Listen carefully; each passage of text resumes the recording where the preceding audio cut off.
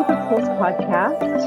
I am here with my beautiful friend Natalia, and it's so good to reconnect with you again. It's been a little bit since we've actually been in person and chatted, and so this is close I to the know. right. And so it's so Anyway, good. Natalia's here with me, and I'm excited for her to be able to tell her story. And I am mostly interested in just people's spiritual walk on this planet. We're all here together, and I just have had some evolving, I guess, growing definitions of, what I know, what I don't know, kind of taking an inventory and letting go of things that I feel aren't helping me grow and aren't helping me be a better person and get closer to God. And so, anyway, I'm excited to hear Natalia's story. So just kind of start at the beginning, and I'll try to just ask questions that might be helpful. But yeah, tell us about you and Okay, perfect. So I grew up in Utah. I did the whole, I was raised in the church. My father's from South America, so his extended family's kind of mostly in South America. But my mom's side was very much like the typical LDS family, very big, lots of siblings. Everyone's very active in the church. And our grandma and grandpa kind of led the family. They were mission presidents for a few different missions, just very involved. And the gospel of Jesus Christ and the church was very, everything was centered on that. It still is. And I was very much raised in a situation where I wanted to please. I very much wanted to feel accepted and to please everyone. And I felt like if I feel peace, it's because I'm doing what's right. It's because I'm checking all the boxes. And then I feel peace because I'm meeting the standards that are expected of me. And then I can tell my grandpa, oh, I'm doing this, this, and this. And then he smiles and he's so proud of me and I feel so good inside. And I tell my dad or my mom, and I'm just doing all the things that are expected of me. So I feel this really good feeling inside, oh, I feel I'm seen, I'm loved, I'm appreciated, I'm doing everything right. This is great. I never wanted to go on a mission. I met my first boyfriend right after, and we decided to both go on missions, basically. And so we prepared. He went about 5 months before I did. I ended up writing him off, but I still went on a mission. And while I was out for about 3 months, and I got really depressed. It just all hit me really hard. And I remember one day my companion asking me, do you want to be here? And I was like, honestly, if it was up to me, I would go home. And that just really hit me. Had you ever experienced that kind of depression pre-mission? Or was it Not just to that extent. Yeah. So it was more like what you could say, I am depressed. So maybe sad sometimes, happy sometimes, but not like an extended. So was it like immobilizing kind of depression, or was it just Yeah, I was exhausted. I would sit down and within a minute I'd be asleep, just sitting there asleep. I was so drained, so sad, so confused and alone.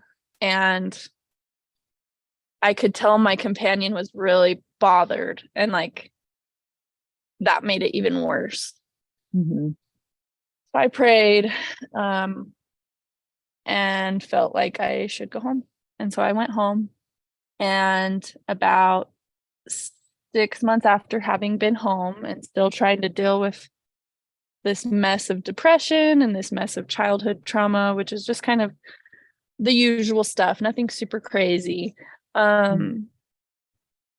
I feel like we all have trauma in our own ways, and we all have things we need to overcome. And I was just trying to navigate that, but didn't really know how. I was going to therapy and everything, but I was on a dating app and I met who is this man who is now my ex-husband. Um, he checked all the boxes. He was a return missionary. He wanted to get married in the temple. He spoke Spanish, which was huge for my grandpa. I wanted someone who spoke Spanish because I'm Latina. Mhm. It was just all the surface level boxes that I thought were important. His dad was a stake president.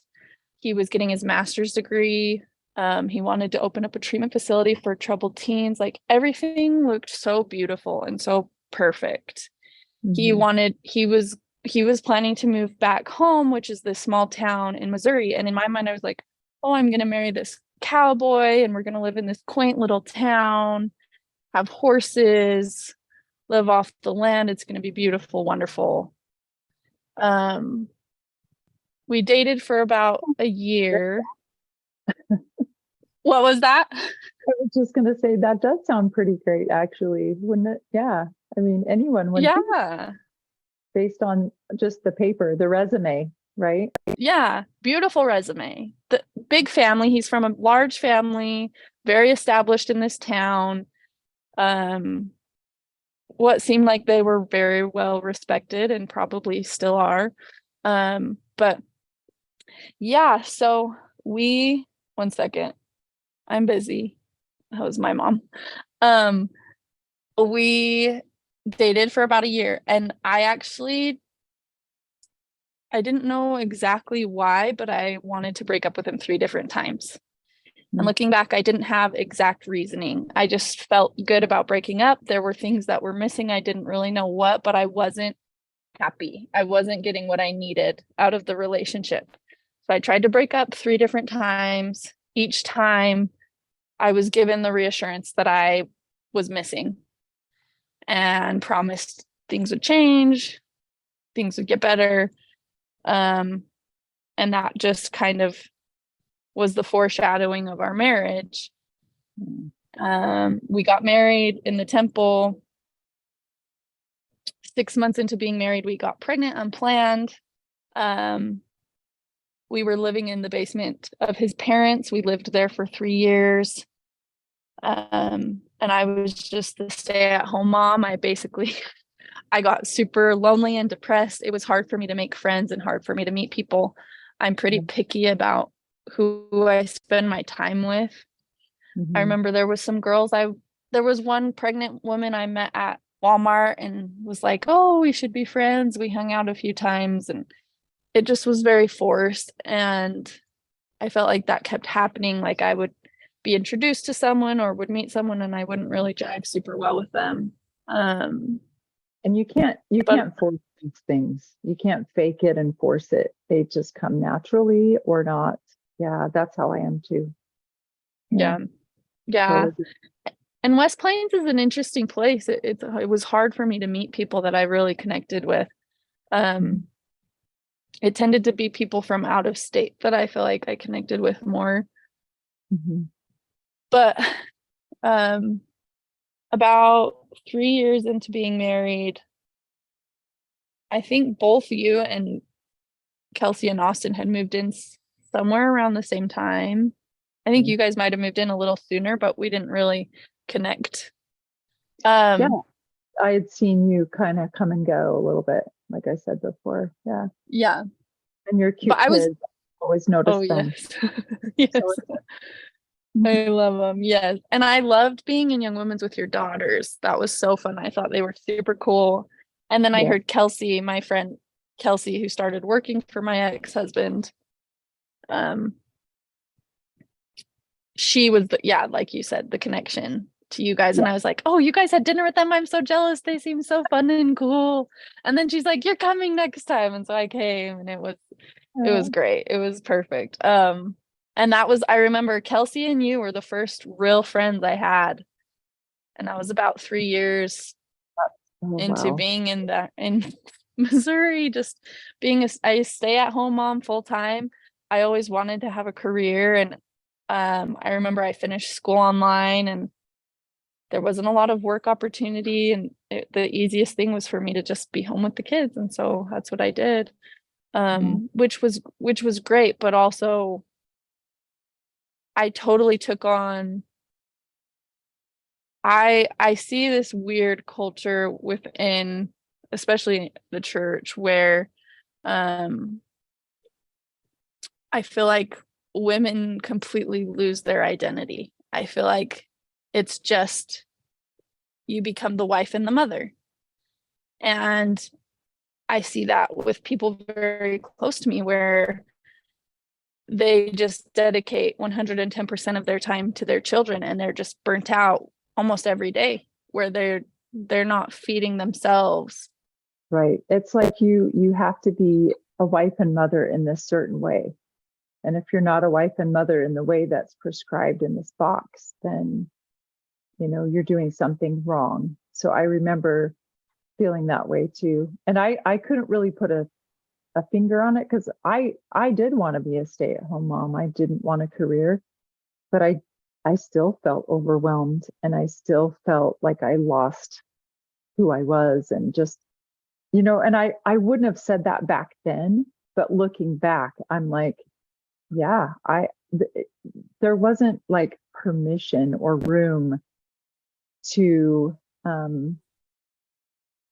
be a person. It was just, yeah, I totally get that. And especially when you're going through pregnancy and nursing and caring for a baby, you lose yourself to that. Yes. And then we have a whole societal structure that is geared toward being in a certain way. And it's only that way that's the right way. And it's hard. Yeah. And you always feel like you're the one that's wrong because you're not feeling it. Yep. I'm a strong believer that there's no one size fits all at all. I think we're all very different and we all function differently, and everything's going to look a little different for everyone. And it does, but yeah, I know for a fact I show up so much better for my kids when I do have work, or when I do have something that I'm focusing on, and then can spend time, and then I can give 100% here and 100% there. It's not juggling, or I don't know. It's just kind of navigating all of that. But yeah, that you have something that you're passionate or thinking about. And yeah, I get that. I think every woman needs to, I think it's kind of a little bit strange when you don't have anything that's outside of your kids. Like, you have to be a person, it's almost like you become a parasite off your kids' lives instead of living your own, it's so true. Yep. They just dictate it all, and you just, yep. Which, if it anyway, works for you, it works for you. I just am to each their own always. Honestly, that's how I feel. but for you, but being there in a small town for 3 years, going through the ups and downs of childbirth, and then not really connecting with a spouse the way you needed to or wanted to, and no friends, like uh really hard, really rough. yeah, it was brutal, and then it got exponentially worse. I remember it was general conference weekend. We were in Texas. I have family in Texas, and I would make the drive with my kids fairly often because that was like the person closest to me that I felt welcome for the most part to be around. And so it was general conference weekend. I drove down with my kids. Richard stayed home to work. And I remember one night after my kids were asleep, I was like, I'm just gonna say a prayer. I had no intentions going into this prayer or anything, but I knew I wanted it to be intentional. I went into the little closet in the bedroom and just started praying. And I was just like, if there's anything I need to know, just let me know. And I felt so strongly a push of just, you need to leave your marriage. And it came out of nowhere, honestly. Like, there were days where I would be sad and be like, oh, this is a hard marriage, and maybe somewhere down the line something will happen. I don't know. But for now, like, I'm not ever going to contemplate divorce, what can I do to make this work? How can we make, like, be happy? This is my life. I'm not going to walk away from it. Mm-hmm. But I remember that prayer being so out of left field and not at all anything I had ever seriously contemplated. Mm-hmm. And it was so powerful and so direct. And I remember coming out of that prayer and just being like, okay, I don't want to do this. This sounds honestly like the last thing I should be doing. I remember in the prayer too, specifically, and it would come up over and over throughout the process, but of the story of Nephi when he was commanded to kill Laman. And I was like, this goes against everything and no one's going to understand, but I'm being told to do this. I feel it in my core of like being that I need to do this. Mm-hmm. So I'm going to do what I need to. And that just was the beginning. It was April of 2021. I confronted my ex-husband about 2 weeks later. We had gone on a trip, just the two of us, for the first time in years. It was like a weekend getaway. And I remember on that trip, I had told him, I feel really strongly we need to divorce. And he was like, well, this is completely blindsiding. This isn't fair. At least give me a chance. Like, let's give this a chance. So I was like, that's fair. Let's go to therapy. So we started therapy. That lasted about 3 or 4 months. And then come September of 2021, I was done. I could see the patterns that I knew that I wasn't going to put up with. I was raised in a household with a mom and a dad that was very toxic, very contentious. And I remember being 19 and wishing my parents would divorce. And I was seeing very similar patterns. And I just knew I deserved better.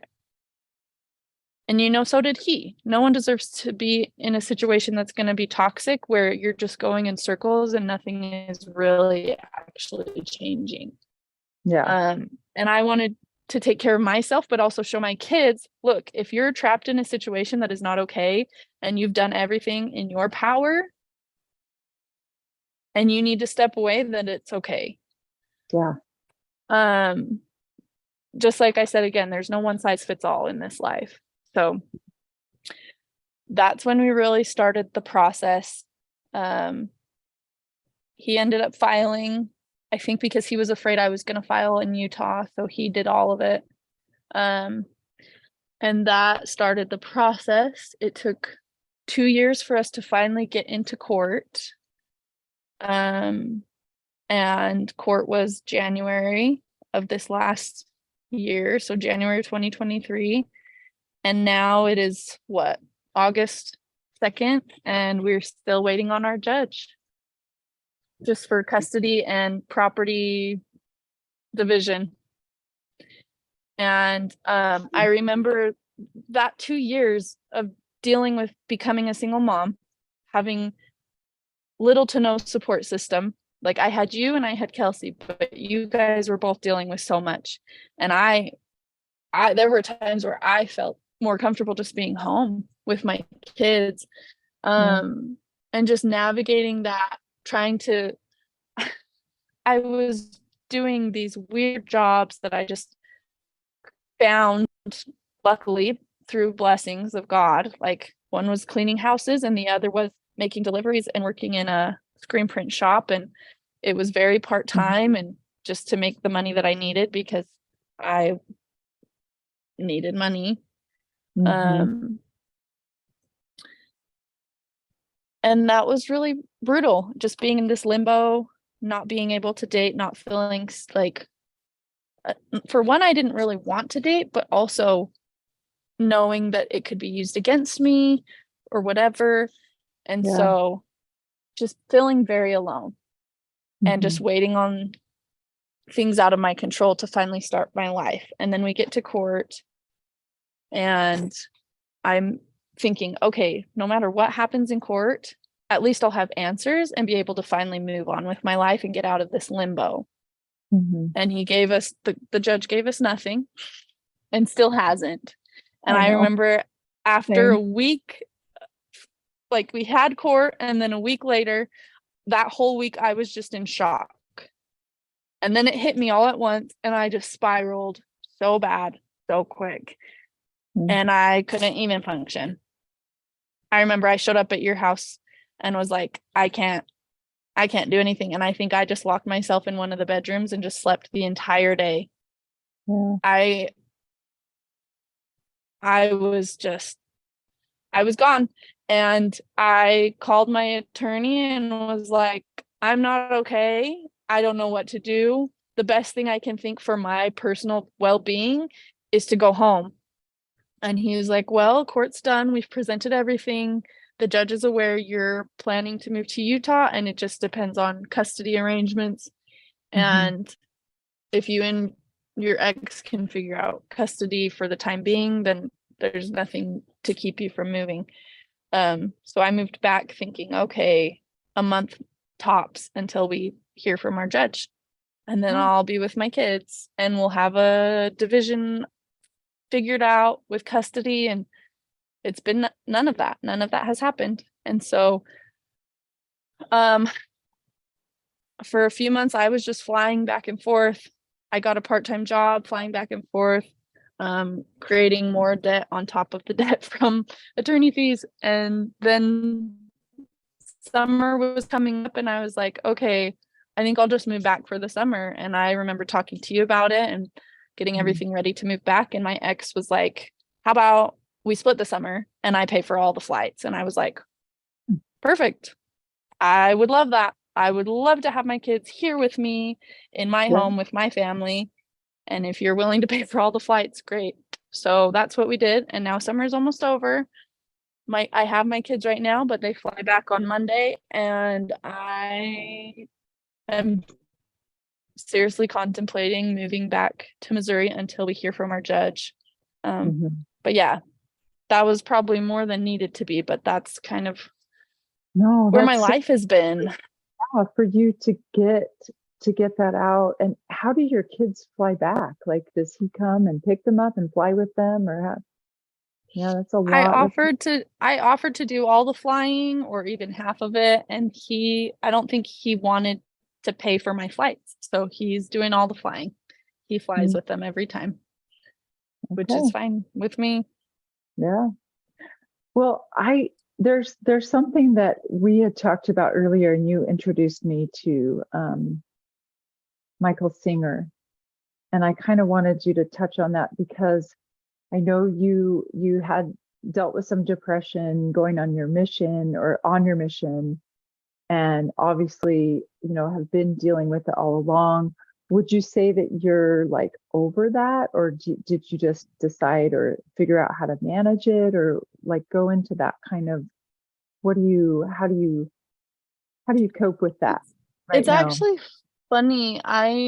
The other day, I was just thinking to myself, oh my gosh, like there was a time going through my divorce where I thought, I'm not trying to make my ex a bad guy, but there were things being said about me that I was bipolar, personality, borderline personality disorder, depressed, all the things. And I'm looking back, just all the things. And I like caught myself the other day when I was driving. I was like, I'm one of the most mentally and emotionally stable people I know. And I'm still going through it. And I'm like, there's no way. It's bizarre when you're in a situation where people very close to you see you as a certain way, and so you believe it. Or you start to believe it. And honestly, I think the biggest healing for me started with Michael Singer, and just completely shifting my way of thinking from everything is happening to me, why me type of, like the victim type of mentality, shifting it completely to, oh my gosh, I'm alive. I get to experience life. I get to cry because I'm sad, because I love something or someone. I get to be angry because this happened, and that's okay. I can be angry. I get to be so happy. I get to see the beautiful sky. I get to experience life. It's just like, it literally, like when Christ talks about becoming as a little child, that's how I feel. I just feel like obviously I'm a grown adult. I'm a mother. I'm a woman who's experienced things. I'm 27 years old, but I literally, for the majority of the time, I am in awe.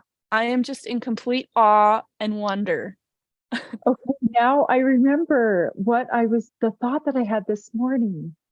It is, I was reading in the Book of Mormon, 3 Nephi 11, and Jesus is telling the Nephites, this is my gospel. And he says, repent and become as a little child, or you cannot enter into the kingdom of heaven. And when you said that just now about Michael Singer, that is what he meant. It is little children and dogs, and they are in the moment, they're present, they're not worried about the future, they're not really concerned about the past, they just are. And I've kind of seen that in you, and that like progress, and you going through these difficult things, and just watching you kind of deal with it and process it and really feel your feelings. And when you're low, and it's okay, because you know that it's just passing, it's just life, and you're experiencing it, and it's not you. Like, you're an eternal being, you know, you're a spirit that came to experience this life, and that is what Jesus meant. And so it is so amazing that you would say it that way, and I would have that epiphany just today, where I was like, it really is about becoming that childlike, trusting, okay with stuff, and knowing that God is bigger because he's your dad and he's going to work it all out for you. Like, that's Yeah. so that you would say that, because you introduced me to Michael Singer at a time where, you know, and I'm a health coach, and I've studied a lot of different gurus and different people. And I would say he's probably one of the most powerful, because he has experienced God. And what did that do to him? It just completely turned him like service minded. Like, he's just there to love and serve people. Yeah. And he's had awful things happen to him too. Things were out of his control, and wasn't affected by it, but still felt it, still experienced it, you know? It's not like it's not like you're in this fake world where you're like, oh, I love I'm so thankful I'm going. Yeah. No, it's horrible, it's awful, but you know that it's just the experience of it. It's like, it's gonna pass. You're gonna learn from it. It's gonna be for your good, which is amazing. It's like this real way of living, you know, that dealing with reality for you kind of sucks right now. It's hard, but you have this smile, you know, and you're like appreciating the little things that life brings each day in spite of your circumstances, which is amazing, you know. Well, And thank you. I mean, all the people historically that I admire, I think they have that one common trait of humility, and knowing that they don't know it all. They don't have all the answers, but it's just responding to the moment and what it's demanding of you, and giving it your best, which is Natalia. In a Thank you. nutshell, like, from what I know of you, I've seen that pattern over and over and over of, this is what I can do, this is how I'm going to respond, and being okay with the best that you can do in that moment, you know? So it's just amazing. And who knows how this is all going to turn out. I just, yeah. So anyway, both of us have experienced some growth and transition as far as like membership in the church. So I don't know where you stand on that. Yeah. Actually requested that my name be removed from the LDS church, and my extended family is very similar. Big family, church is everything, it defines you. And it was a shock, and I was called crazy by some, or possessed. One of my brothers thought I was like influenced by demons or something. I don't know. Anyway, but I still attend because my husband and I see things differently, but our common ground is Christ. And after his initial shock of like, what, I think he can see in my daily walk that I'm all about spiritual growth. I'm all about becoming more loving, and just doing the work and living in the moment and being real with life, and get it perfect all the time for sure. But I think he can see that, and it's awesome. And my kids see that. And so tell me where you're at in that journey, if you don't mind sharing. I love to talk about all this stuff. Honestly, I haven't taken the step to remove my membership. But I don't consider myself a member. I sometimes it just depends on the day. Some days I call myself a hybrid Mormon, where there are things that I think, yes, this holds true. Yes, this is great and beautiful and wonderful. But then there are other things that there's just this phrase that always rings with me, and it's, by their fruits you shall know them. And I see so many people within the church, and I'm not trying to bag on it in any way. It was beautiful for me. It carried me for years and years. And I'm so appreciative of that era in my lifetime, which was majority of my lifetime at this point. But I look at so many people even close to me, and the fruits that are being born are fear and guilt and shame and addiction and hiding and secrets. And that is the opposite of Christ. That is the opposite of what he taught. That is the opposite of what I believe life is made for. And it breaks my heart. And I remember a friend of mine introduced me to Michael Singer, and I started listening to his lectures, which is, now I'm drawing a blank. It's Living from a Place of Surrender. Yes, that's it. I remember I was listening to it 2 years ago, maybe a year ago. Anyways, fairly recent in my past. And I remember coming towards the end of the book and just bawling and feeling like this is the closest alignment teaching to Christ I feel like I've ever been taught in my whole life. And I was so dedicated to spirituality. I would study for hours. I had all these different markers to mark up different things, and read the scriptures and study talks and all those things. And I love feeling close to divinity and God. And so for me, that initial, like, why is the church not teaching this? This is so simple. This makes healing and repentance so much more tangible for me than anything has ever in my life. And it makes so much sense. And he even quotes Christ so many times. He quotes the Bible a lot. And he's just saying, this is what Christ taught. And it makes so much sense. And I was like, if this church really was true, they would be teaching all of these things. And the fruits of our labor would be how I feel.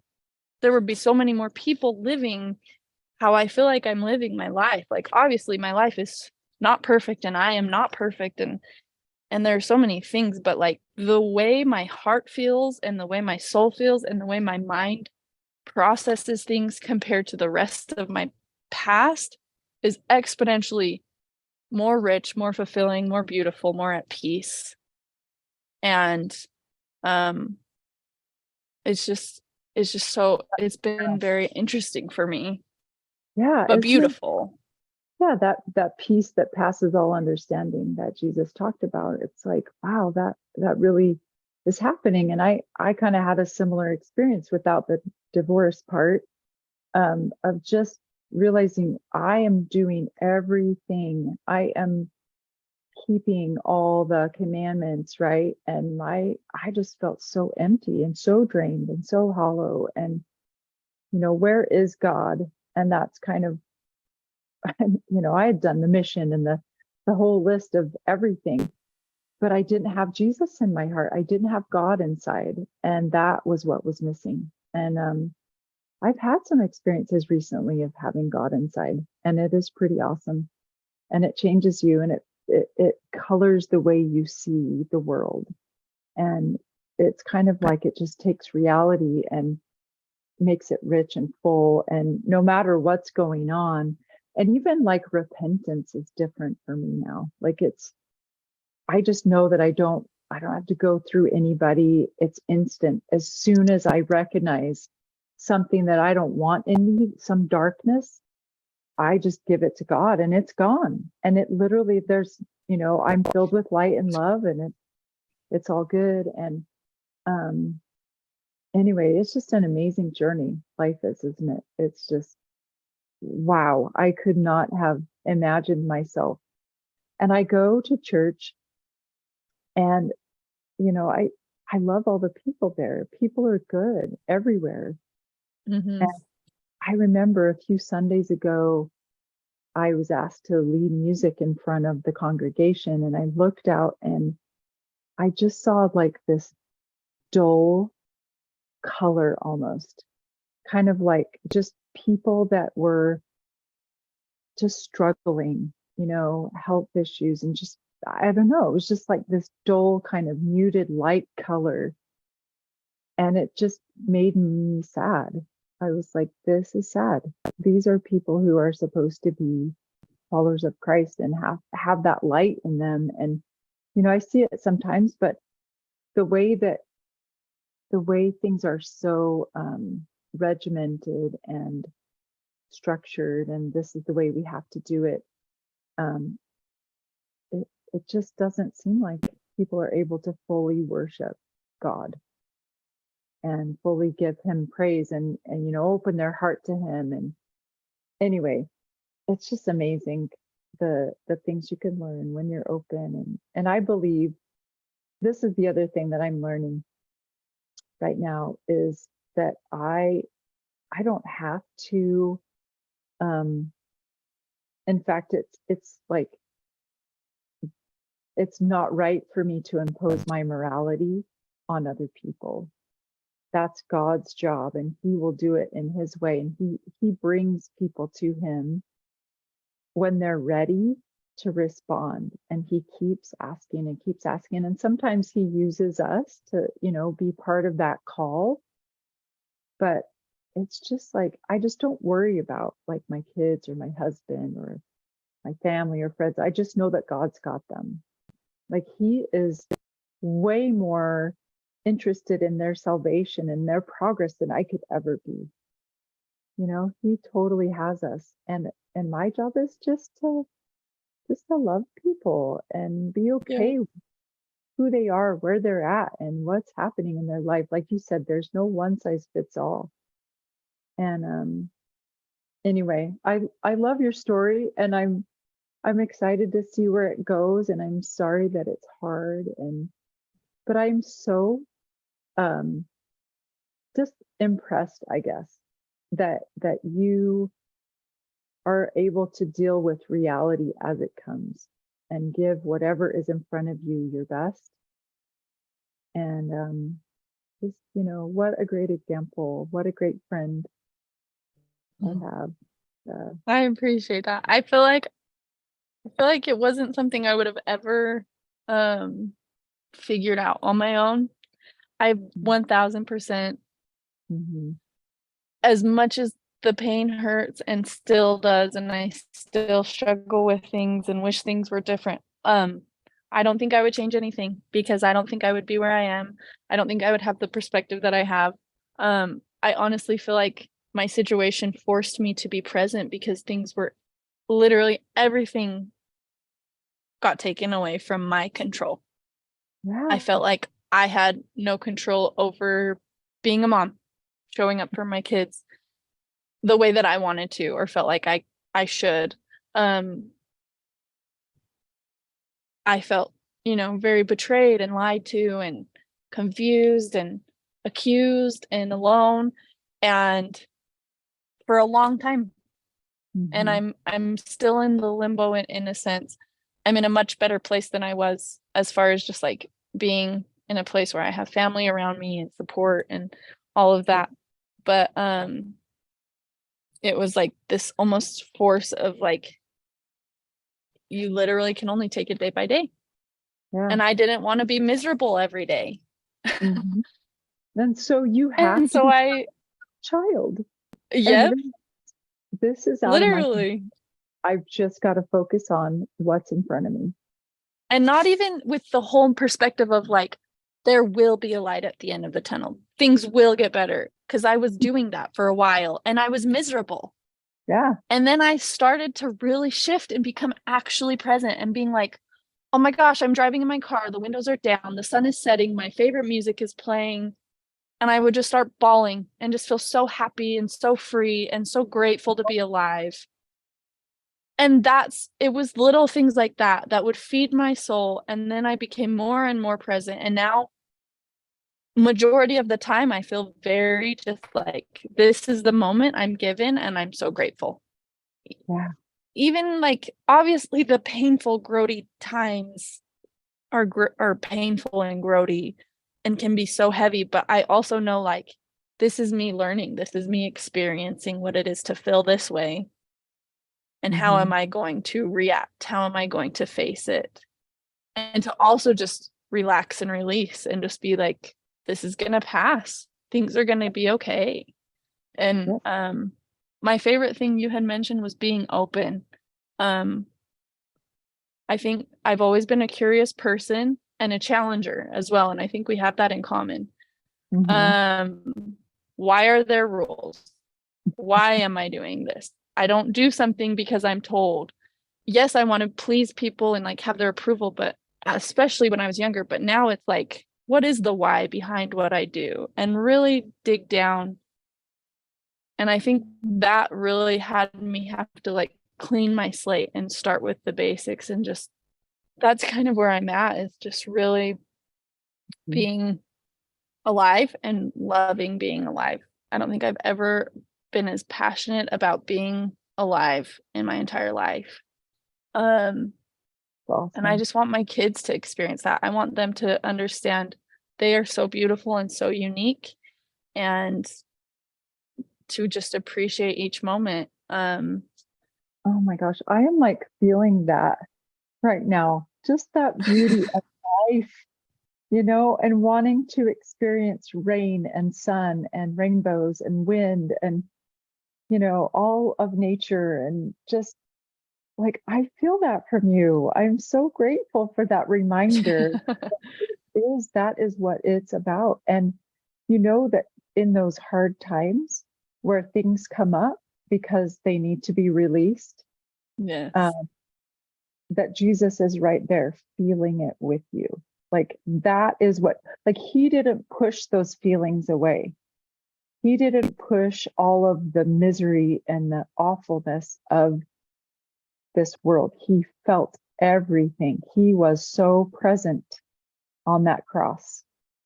He didn't try to Mm-hmm. escape, drank that cup. He did that marriage ceremony that I learned. It's the cup that he was talking about was him making the betrothal ceremony in Jewish culture. When you're engaged, you're betrothed, you drink a cup together, a cup of wine.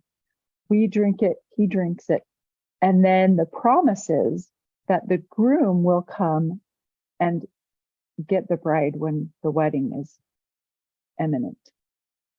And I'm just like, what beautiful symbolism. He wasn't trying to escape, right? He was like, I know this is part of the ceremony, so here it goes.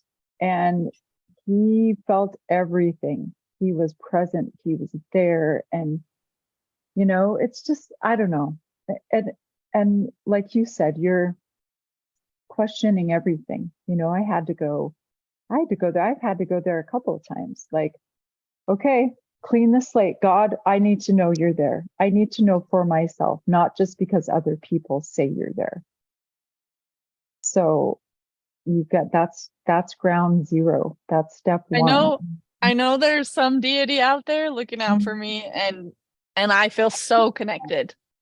Yeah. So connected. And then you got to figure out who's Jesus. Who is he? What is he? How is, and that was one of the first things that really hit me that is not taught well in the Mormon church, is who Jesus really is. He's not Satan's brother. He's not your brother. He might treat you with brotherly love, but he's God. And God himself came down. And I don't know how that works, but that's who he is. And, I had to come to, that was a spiritual gift that was given to me, that knowledge that was given to me. And I can't explain it to other people.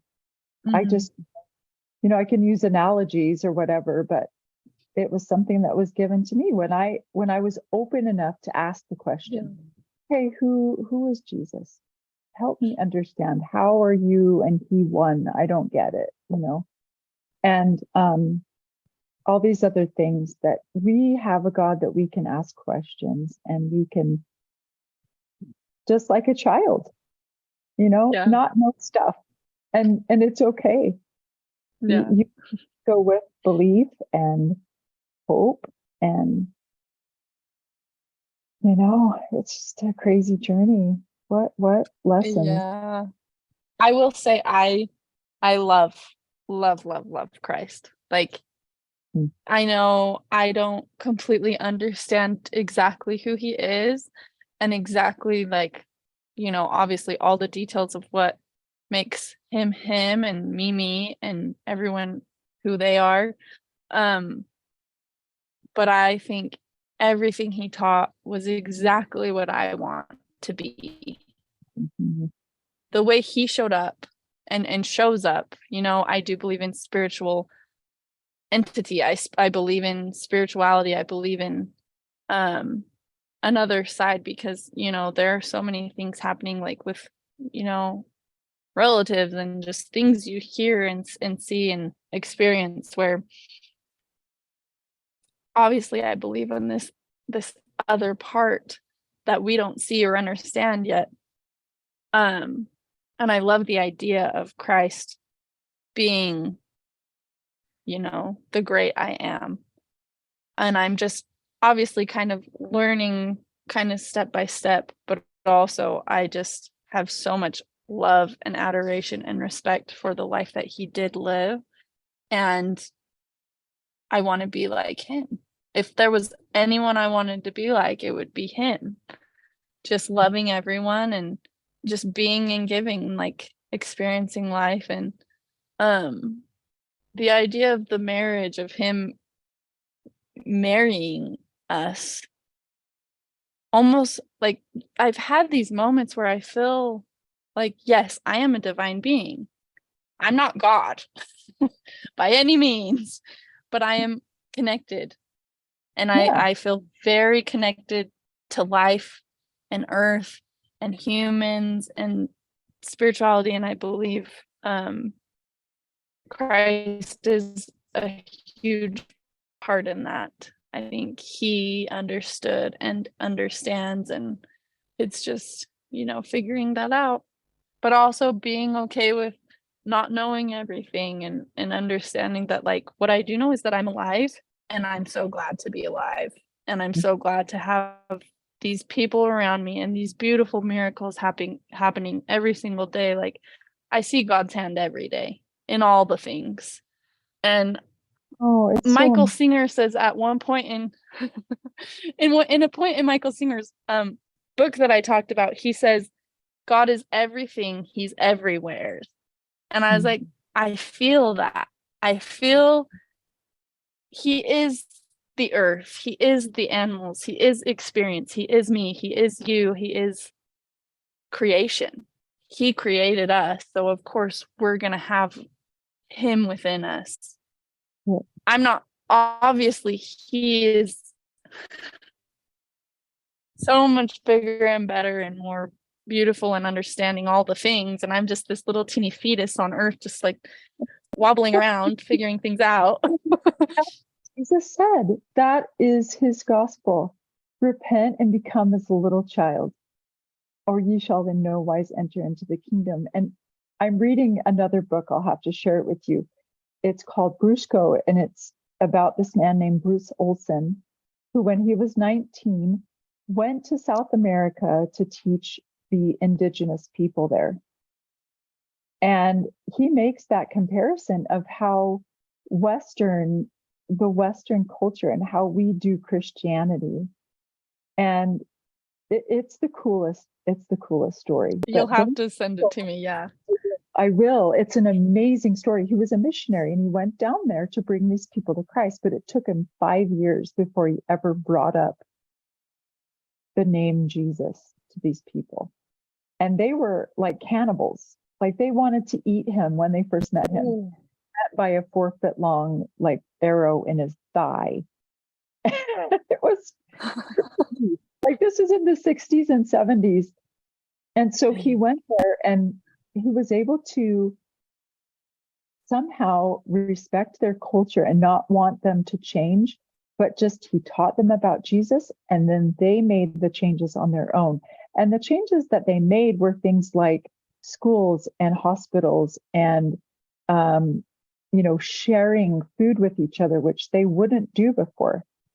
Even though they lived in this same communal dwelling, when they had after a harvest, they wouldn't share it with their neighbor. They just thought that was like, you don't do that. But these little changes, and it came from one of their first converts who he just figured it out. And he started teaching people and walking with Jesus. And, he's this one little thing of what you were saying about God is, other Christians might look down on them because they don't pray before they eat, or they don't, worship. They don't necessarily worship on Sunday, but it's like every day is Sunday to them. Every day is the Lord's Day. And they praise him from the moment they get the harvest, whether that's digging a yucca root out of the ground or, slaying an animal. They're praising God through the whole process. So by the time they get to eat, they're just full of like joy. And they're eating with joy because they've been praising God the whole time. And,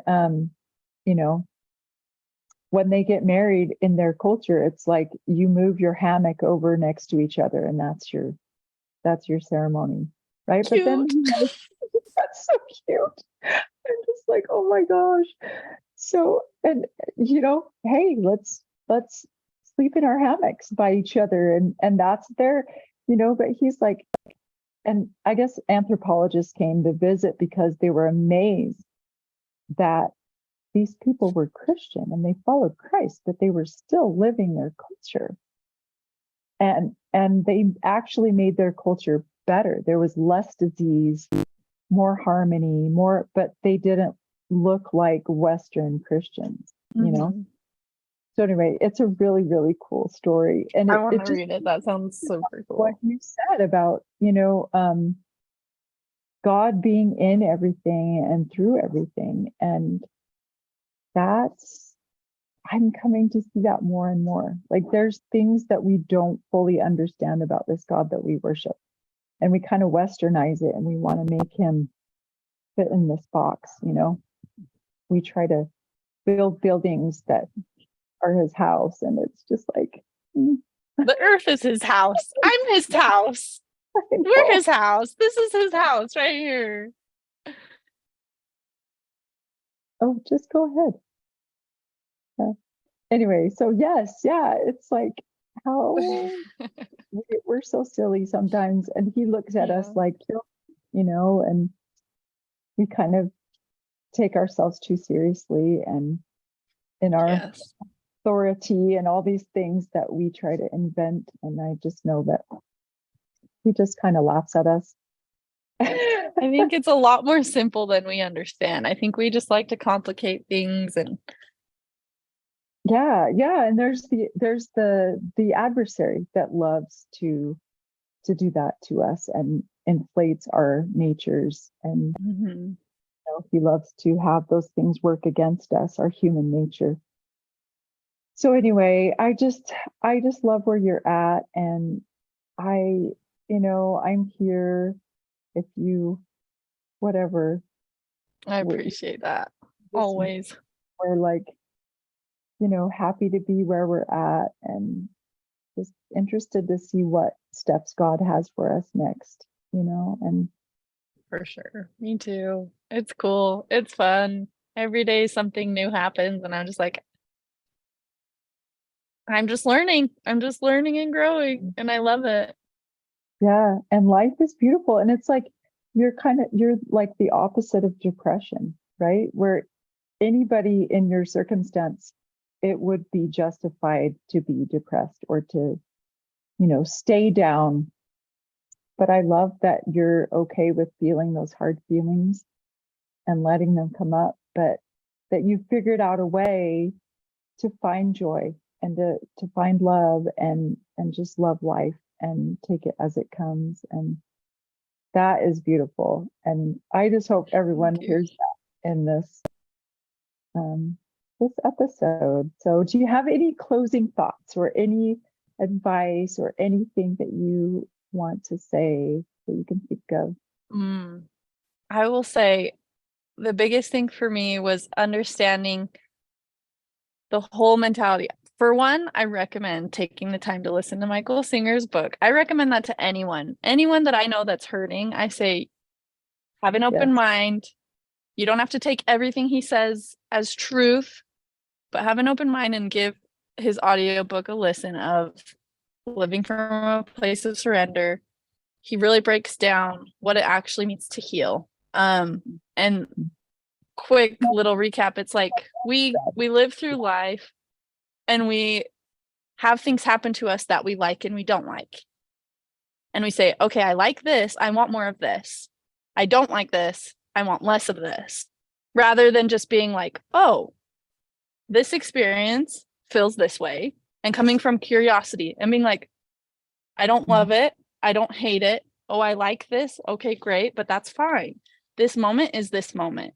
And just kind of taking each moment as it comes and not clinging to or avoiding, pushing away, just being okay with what's happening, okay with what you're feeling, okay with your thoughts. A lot of our thoughts are completely out of our control.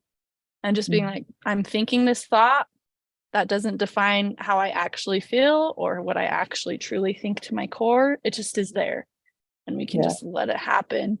And then just having an open mind, being open to truth, and just really, I don't know, just like that book was really, it's easier said than done to be like, oh, heal your soul and life is going to be so much better. But like being open to and seeking healing. And just trusting that life will present things for you to heal through and to be able to get to a point where you can face really hard things and still be grateful. Yeah. And just know that the universe is not conspiring against you. It's happening for you. So you can. And there's no such thing as karma. It's just. It is what it is. And like what you said about your thoughts. Like for me, the most powerful thing was recognizing that that's just my brain, and my brain is doing its job of trying to solve this problem. Mhm.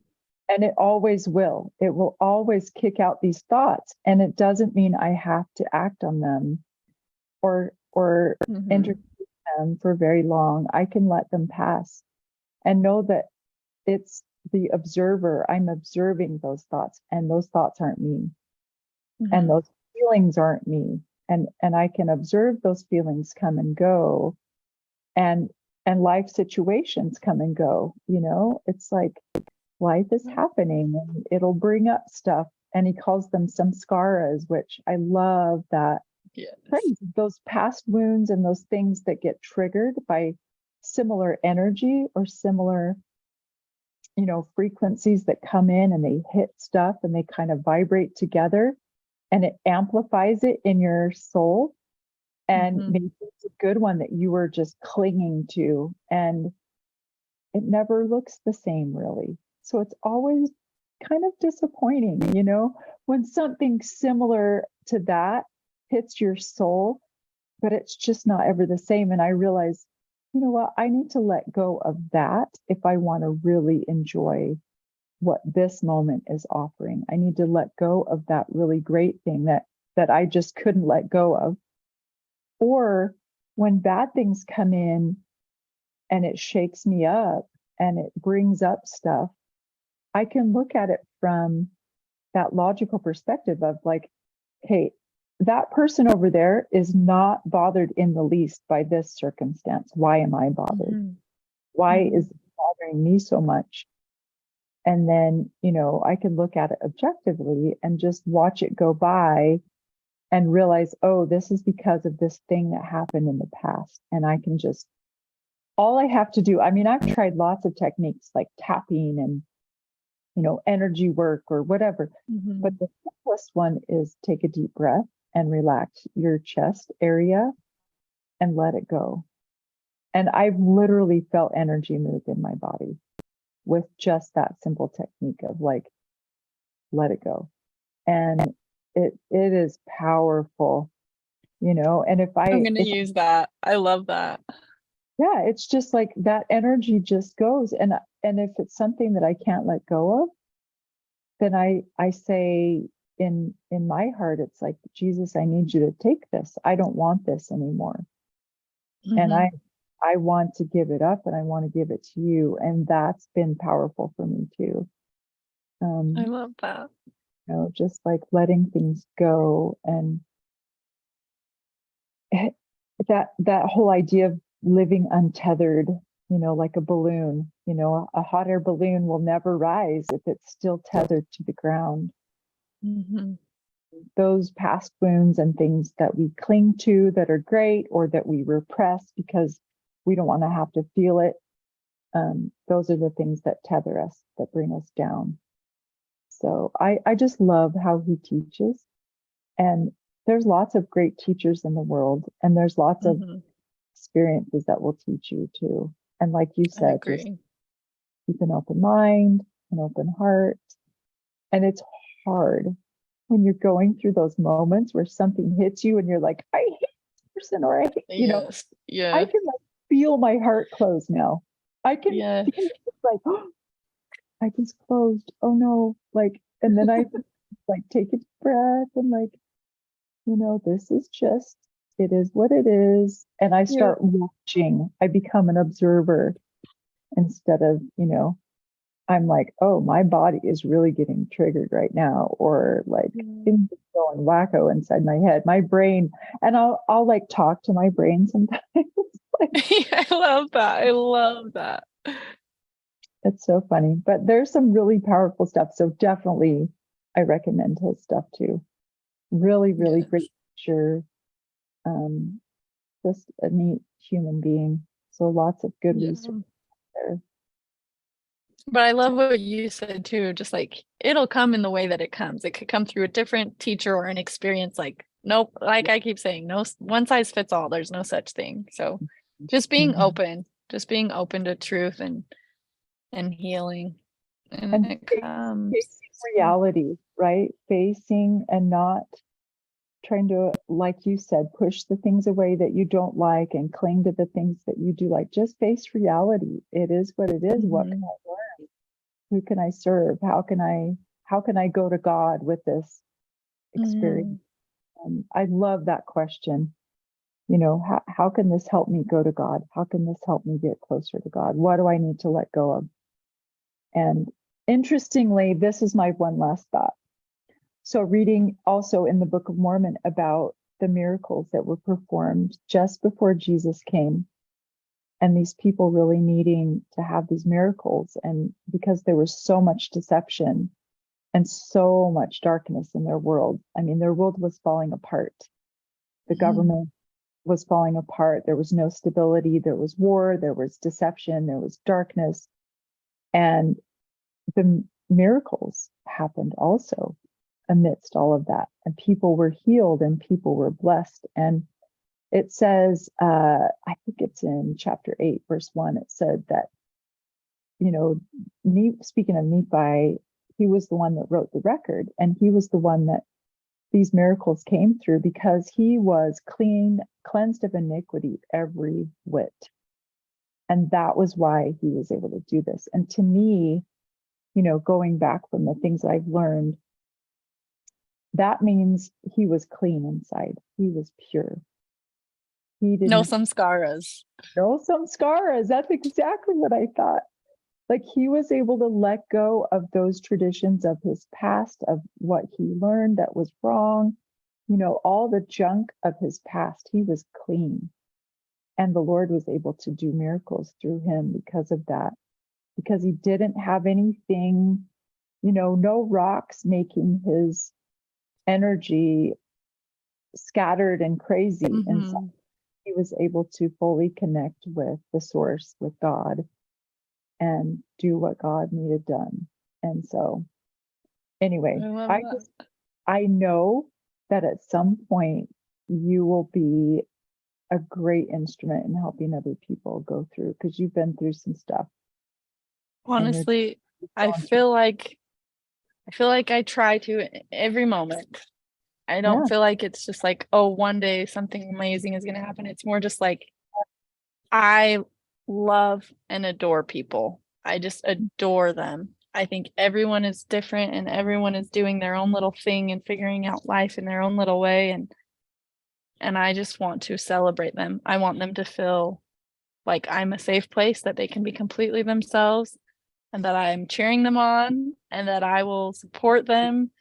And that's just how I feel every day. I want to wake up every day and I want to show up with whichever person I interact with, whoever comes into my path. I want to be like Christ. I want them to feel that love. I want them to feel safe and like they can be 100% themselves, and to understand the beauty in that. And it's made a huge difference. Oh, I love that. I'm doing that. That's how I want to live life too. That's beautiful.